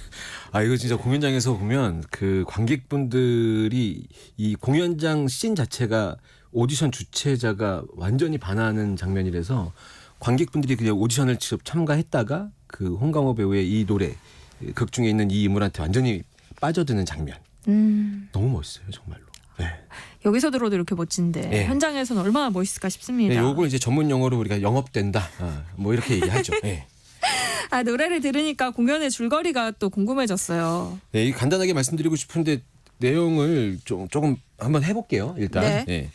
사실 제목만 들었을 때 저도 이제 외국 공연이라고 생각했거든요. 일태 노래라고 하니까. 네. 근데 전혀 그렇지 않고요. 완전 우리의 이야기를 배경으로 갖고 있는 우리 창작 뮤지컬입니다. 우리가 겪어온 역사 속의 이야기라고 생각하시면 되고 아픈 우리의 역사 한가운데서 꿈이라는 걸 발견한 젊은이의 이야기 이렇게 생각하시면 될 것 같아요. 공연의 시대적인 배경은 일제강점기고요. 그리고 이제 대학생 서진현과 이수한이라는 사람이 있습니다. 이 네. 친구들은 항일운동 모임인 문학회를 운영하고 있어요. 문학에 대한 얘기를 하는 거지만 사실은 이 문학회에서 애국심을 고취시키는 뭐 여러 가지 일들을 하고 있는 거죠. 그중에 주요한 일 중에 하나가 공연을 만드는 일이거든요. 그래서 서진현이라는 친구는 여성이고 당시 이제 공연의 최고의 연출가로 활약을 하고 있고 이수환은 남성이고 무대 디자인을 하는 이제 건축학도입니다. 이제 이 둘이 독립이라는 같은 목적을 갖고 있는데 시간이 흐르면서 조금씩 생각이 달라져요. 그 서진현은 공연을 계속 만들면서 문화를 지키는 것이 우리의 독립운동이다 이렇게 생각하고 있고 이수환은 이렇게 공연만 해서는 안 된다. 나가서 직접 이 일본군과 맞서 싸워야 된다. 네. 뭐 이런 생각을 하고 있는 거죠. 그리고 이제 여기서 또 다른 주인공이 있습니다. 바로 이 윤희선이라는 사람인데 방금 전에 음악 들으셨던 이 홍강호 배우가 연기했었던 이 역할인데 이 윤희선은 사실 독립운동으로 그 사람들한테 칭송을 받았던 친형이 있어요. 이 친형의 그늘에서 벗어나지 못하고 부모님의 어떤 그 기대에 맞춰서 의대에 그냥 본인의 의지와 상관없이 의대에 다니고 있는 거죠. 근데 이제 이 윤희선이 아까 말씀드렸던 서진현이랑 이수환을 만나게 됩니다.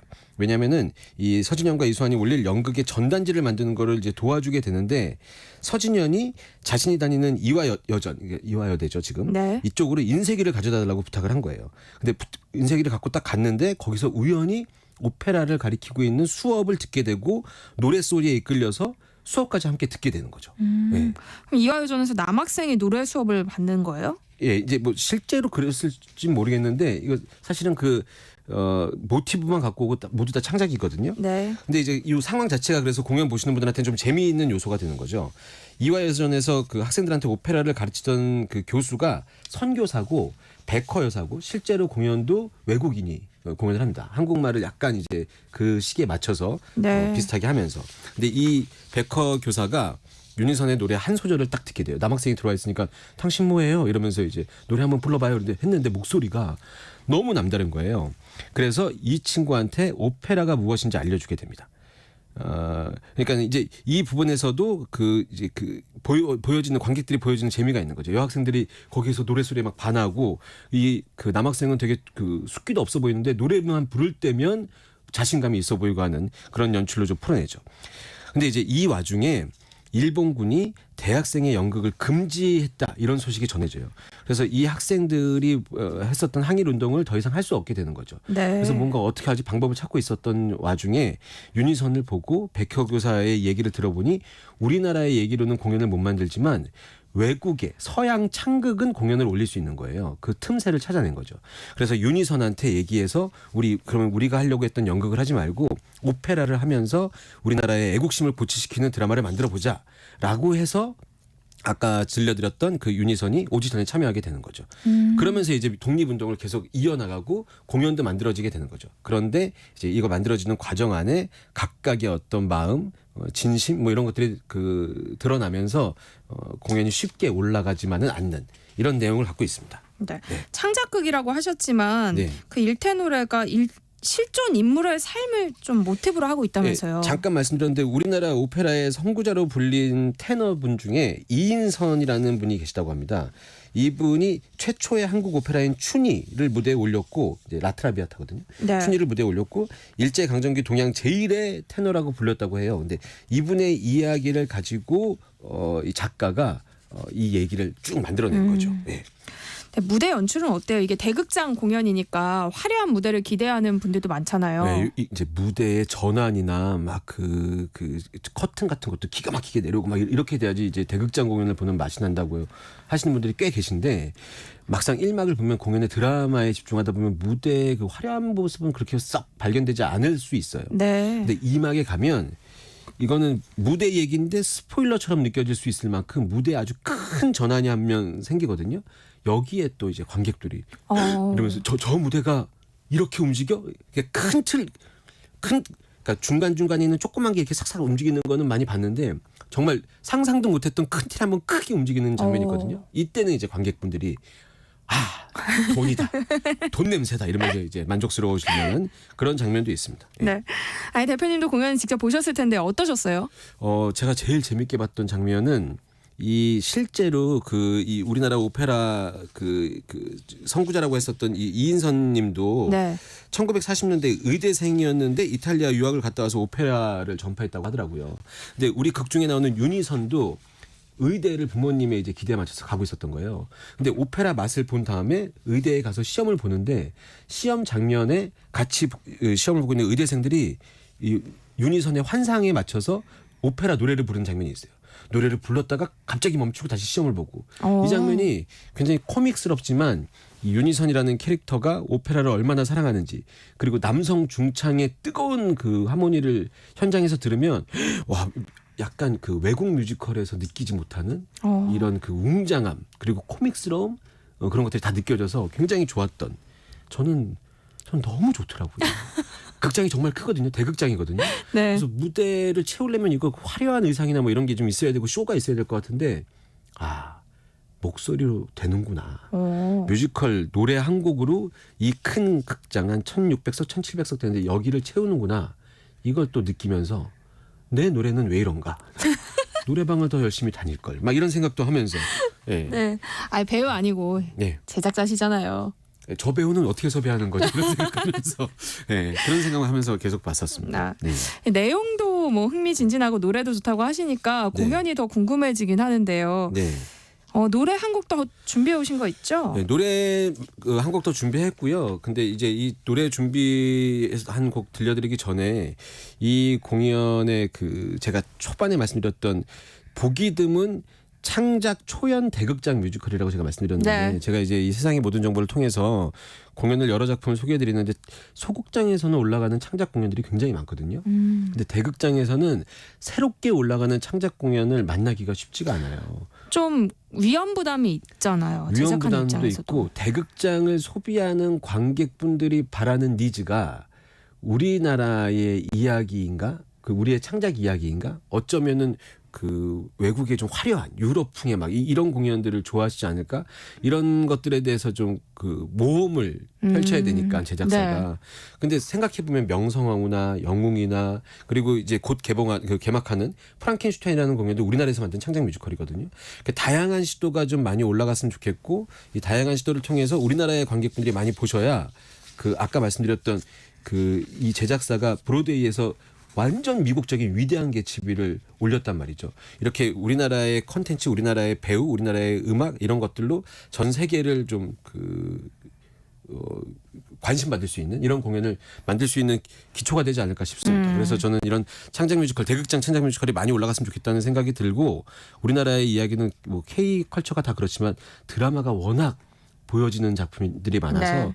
한번 보시면은 전 세계가 한번 또 주목해 보지 않을까 싶어서 이 공연을 갖고 왔고요. 마지막으로 소개할 노래는요. 서경수 배우 같은 역할을 맡은 서경수 배우의 버전이고요. 꿈꾸는 자들이라는 넘버인데 이제 맨 마지막 부민관 공연 버전이거든요. 네. 이 음악 한번 들어보시면 이 공연의 어떤 호흡이나 느낌 같은 것들을 더 느끼실 수 있지 않을까 싶어서 이 곡 갖고 왔습니다. 일타 노래는 뭐 노래만 들으면 된다고 말씀하시니까 혹시 거기서 뭐 의상이나 뭐 화려한 이런 것들은 기대하면 안 되나 이런 생각 하시는 분들도 계실 수 있을 것 같은데. 의상의 화려함 말고요. 네. 의상의 디테일을 보실 수 있으시면 너무 좋습니다. 의상이 실제로 그 시대를 정확히 반증한 의상들을 많이 만들어내서 단추 하나까지도 그 시대에 있었던 실제 그런 단추로 교복의 단추 같은 것들을 아주 디테일하게 만들어놨거든요. 네. 그런데 이제 이거는 앞쪽에서 봐야지 보이잖아요. 뒤쪽에서 보시는 분들은 공연 보시고 영상 찾아보시면 그래서 확대해서 보시면 그런 걸 좀 보실 수 있지 않을까 그런 네. 생각이 좀 듭니다. 네, 한정수님이요. 지난주에 소개해주신 엠버터플라이 보고 왔는데요. 너무 재밌게 잘 보고 왔습니다. 네. 성리님 맡으신 배우 보고요. 같은 여자가 봐도 반하고 왔어요. 자꾸 생각이 나서 또 보러 가려고 합니다. 좋은 공연 소개해 주셔서 감사합니다. 이렇게 또 문자 네, 보내주셨네요. 이런 문자 보내시는 분들 연봉 2배 받으셔야 됩니다. 네. 네, 목요일은 공연을 소개하는 시간 목공서 지금까지랑 안영수 대표와 함께했습니다. 고맙습니다. 감사합니다. 네, 세상의 모든 정보 여기서 마무리하겠습니다. 끝으로 뮤지컬 일테노래 가운데서 이 서경수 배우가 부른 꿈꾸는 자들이란 넘버 함께 들려드릴게요. 또 문자 보내주신 분들 가운데서 모바일 쿠폰 당첨자는요. 홈페이지 공지사항에서 확인하실 수 있습니다. 그럼 전 내일 다시 찾아뵐게요. 지금까지 아나운서 전주리였습니다. 고맙습니다.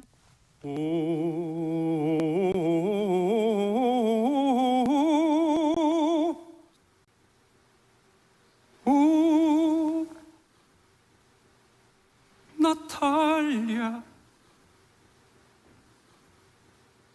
나탈리아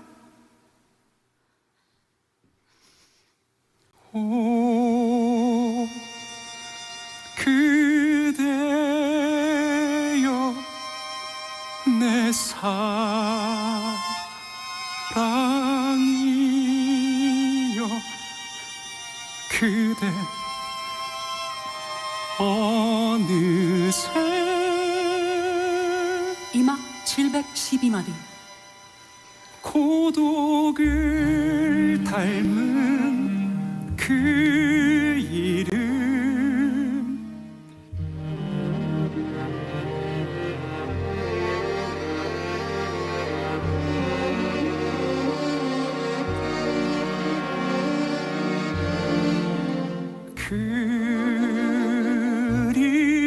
그리워라 내 사랑이여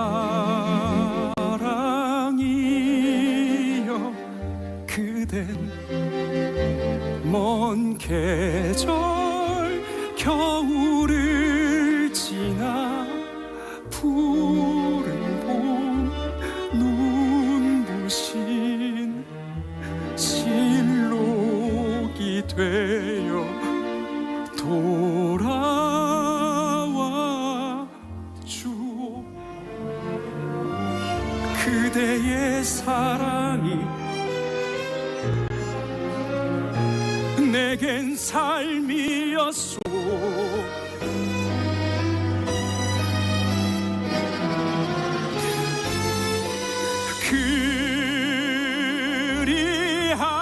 그리하여 내 사랑이여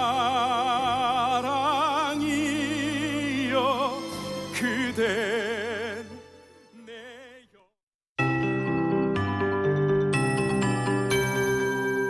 KBS 58분